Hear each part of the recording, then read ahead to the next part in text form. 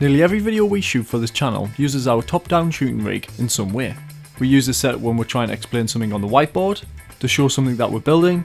It helps if you need to be hands-free, or just as an extra table to work on and to shoot on. Today what we're going to be doing is showing you how we set up our shooting rig. Welcome to the Film Look.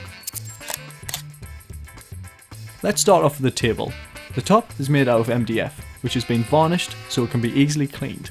The best thing about the table though is that it folds away into the wall when we need more space. The legs are on hinges and a magnetic catch, so they fold away under the table and stay in place. The tabletop is also connected to the wall via hinges. This helps it fold flat against the wall. This comes in handy when we need to set up our big backdrop for headshots, as it just gives us that extra space to shoot in. Since the colour of the table isn't the best, we have a few different backdrops we use depending on what we're shooting. The backdrops roll off a metal bar and clip onto the edge of the table.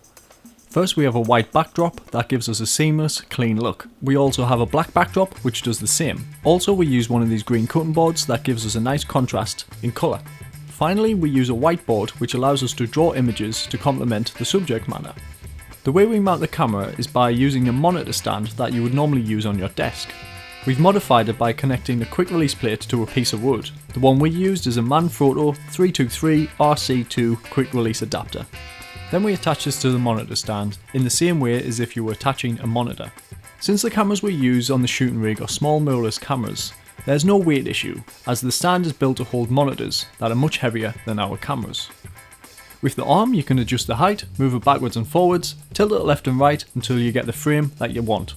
After doing some tests we worked out which settings are best to use when shooting on this table. So we can see what we're shooting, we use a field world camera monitor mounted onto the shelf, and we have a review of this monitor in a previous video. Lastly, we use two soft boxes which have 5 150 watt bulbs in each of them, at a colour temperature of 5500 Kelvin. This shooting table comes in handy for many different things, but there are many different ways to set up a table just like this, so just work out what's best for the space you have. Thanks for watching. If you haven't seen one of our short films which is called Keep the Change, it's in season 3 of the Film Look, go check it out, we'd love to see what you think about it. You can find us on all the different social media websites as normal, and we'll see you next week.